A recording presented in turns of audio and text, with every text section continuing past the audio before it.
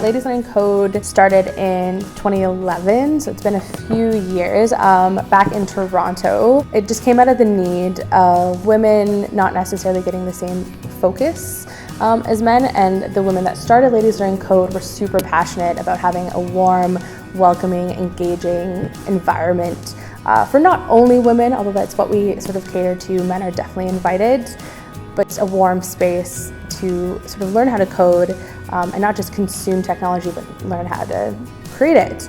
The short-term goals would be to empower women and young girls across Canada, and specifically in Vancouver, to look at programming as a new way of exploring their career opportunities, as making themselves feel empowered. And a long-term goal would be to assist schools and education systems with providing teachers with the resources to learn how to teach programming at schools to keep up with the demands from jobs and from what their students need, and then just to help students and people all across Canada learn how to code in a really safe and fun way. A recent study indicated that though 66% of girls aged 6 to 12 showed an interest in coding, less than 4% pursued computer science.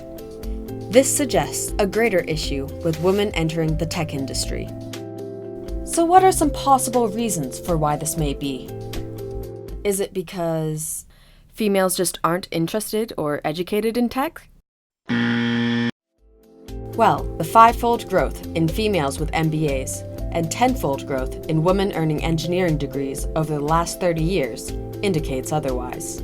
I mentored for a year, which is an amazing experience to meet all the wonderful ladies who are interested in code. Vancouver chapter has grown a lot in the last 2 years. We're the second biggest chapter in Canada, so it's been really good to be a part of that growth. Then is it because females don't work as hard and aren't as intelligent as men? Contrary to popular belief, those who work the hardest in the tech industry are not necessarily those who rise to positions of power.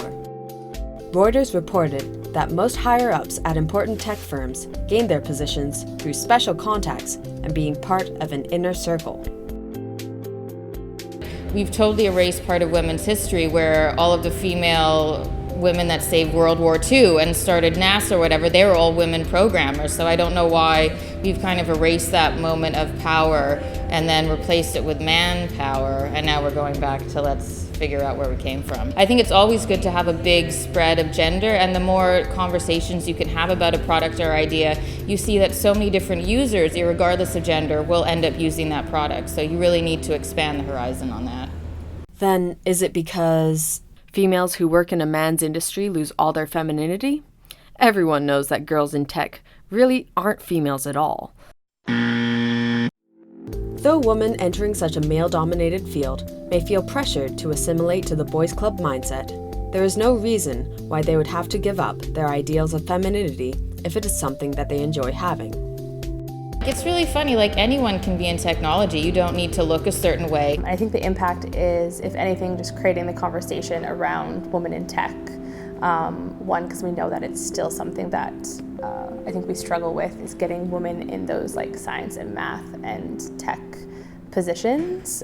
Everyone has sort of picked up that teaching not just boys, but girls and women how to code is necessary now. Ladies Learning Code strives for digital literacy for everyone.